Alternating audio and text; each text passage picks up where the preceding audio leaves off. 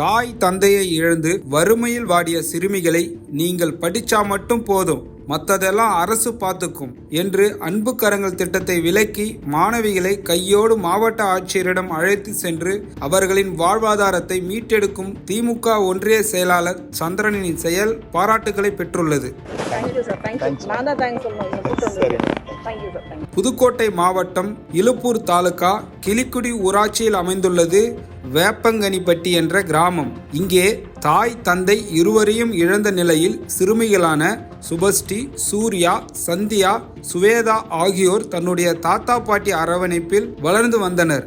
இங்க வந்து வரவானே எதா இருந்தாலும் எங்களால பார்க்க முடியல, கண்ணும் தெரியல.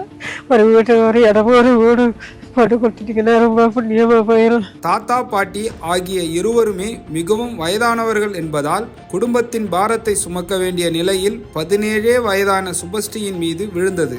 இந்த நிலையில் 10ஆம் வகுப்புடன் தன்னுடைய பள்ளி படிப்பை விட்டுவிட்டு சுபஸ்ரீ தற்போது அருகாமையில் உள்ள ஒரு தொழிற்சாலையில் கூலி வேலைக்கு சென்று தன்னுடைய சகோதரிகளை காப்பாற்றி வருகிறார். அம்மா உடம்பு சரியில்லாம இறந்து போயிட்டாங்க. அம்மா இறந்து 9 வருஷம் ஆகுது.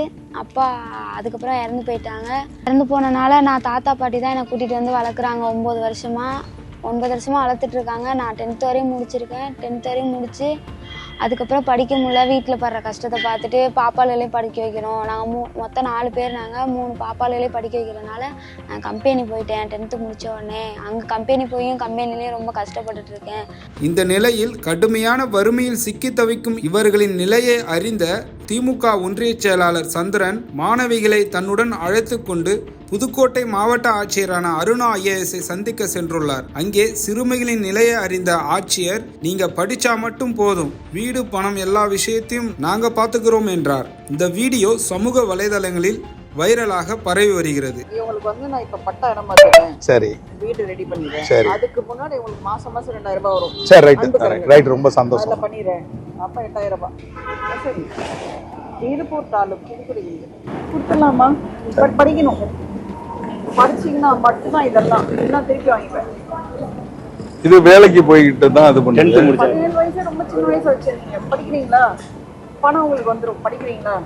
படிமா. படிக்க விருப்பமா? ஐடிஐ போறீங்களா? பாலிடெக்னிக் போறீங்களா? ஏதோ ஒண்ணு. Okay, don't worry. சரியா? இந்த நிலையில் மாணவிகளின் வாழ்வை ஒரே நாளில் மாற்றிய புதுக்கோட்டை மாவட்ட ஆட்சியரான அருணா மற்றும் அதற்கான முயற்சிகளை மேற்கொண்ட திமுக ஒன்றிய செயலாளர் சந்திரன் ஆகிய இருவரின் செயல்களும் அப்பகுதியில் பாராட்டுகளை பெற்று வருகிறது. இவங்க 4 பேருக்குமே அப்பா அம்மா இல்லை. நேற்று யதார்த்தமா அந்த ஊருக்கு போயிருந்தேன். வந்து அப்பா வந்து 2 வருஷத்துக்கு முன்னாடி இருந்துட்டார். அம்மா 4 வருஷத்துக்கு முன்னாடி இறந்துட்டாங்க. இறந்த உடனே இவங்க பாட்டி வீட்டில் வந்து இருக்கு. குடியிருக்கிறதுக்கு வீடெல்லாம் இல்லை. இது எல்லாம் இது வேலைக்கு போய் இது கூலி வேலை பார்த்து இது 4 பேர் பிள்ளைகளையும் படிக்க வச்சிருக்கு. இது கிளிக்குடி ஊராட்சி, நம்ம வேப்பங்கனிப்பட்டி கிராமம். இவர் தாழ்தார் கூட இருந்தாரு.